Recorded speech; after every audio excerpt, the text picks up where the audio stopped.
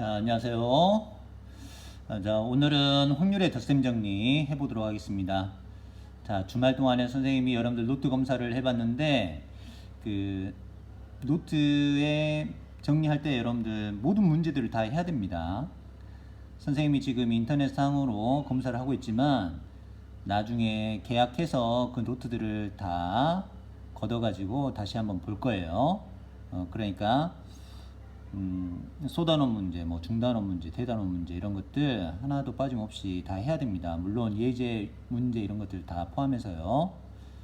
자, 오늘은 확률의 덧셈 정리, 그 다음에 여사건의 확률, 그 다음 뭐 중단원 연수 문제 이런 것들 좀 해보도록 하겠습니다.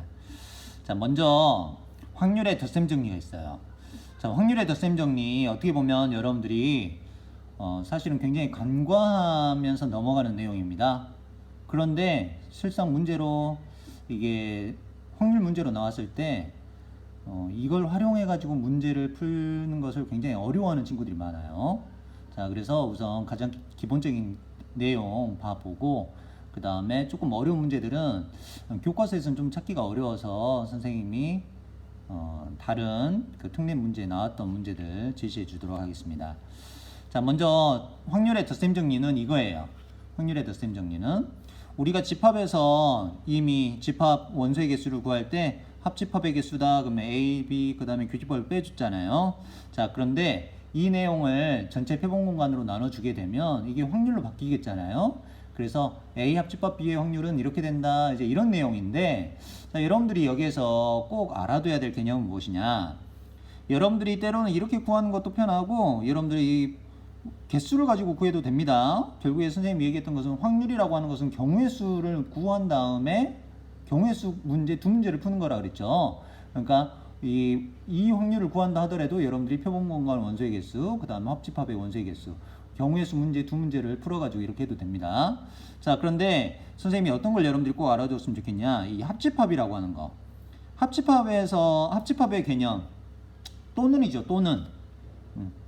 여기다 꼭 써놔라. 합집합은 또는이다. 또는. 이 합집합은.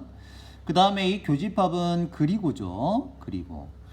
여러분들이 문장이 길고 조금 복잡한 상황에서 이런 또는이라든지 아니면 그리고라든지 그 접속사, 이 접속사를 넣어가지고 문제 상황의 개념을 파악해야 될 때가 있어요. 그래서 그런 문제들이 실제로는 이런 개념들이 들어간 것인데 여러분들이 꽤 어려워할 때가 많습니다. 자, 우선 기본적인 개념은 이것이다. 그래서 합집합은 A 더하고 B 한 다음에 교집합을 빼주면 된다. 벤 다이어그램 안에서도 생각해도 된다. 여러분들 선생님도 실제로 그냥 이렇게 해버립니다.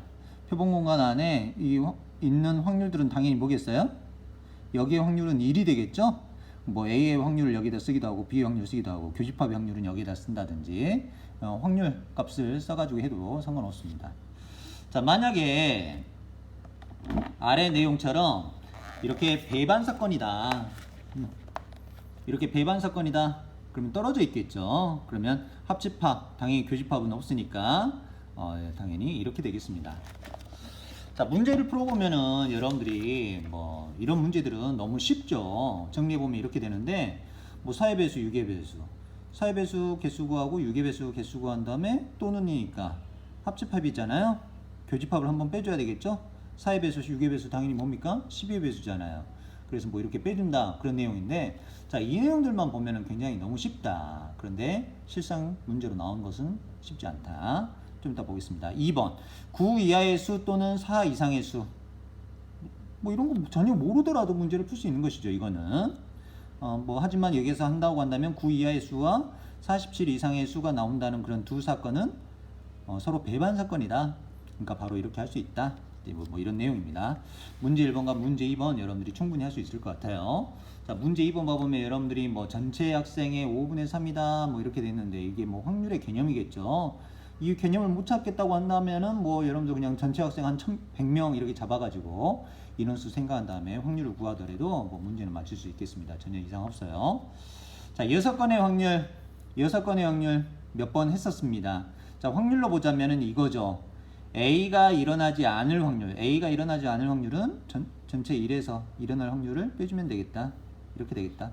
벤 다이어그램으로 본다면 이렇게 되겠다. 여기가 1이고 A의 확률이 3분의 1이다. 그러면 바깥쪽은 당연히 3분의 2가 되겠다. 뭐 이것도 당연히 쉽습니다. 여러분들. 자, 문제 3번 한번 봐볼게요. 서로 다른 두 개의 주사위를 동시에 던질 때 서로 다른 두 개의 주사위를 동시에 던질 때 당연히 몇 가지입니까? 그렇죠. 36가지죠. 확률 문제 선생님은 웬만하면은 경우의 수 문제로 풀면은 우선 된다 그랬어요.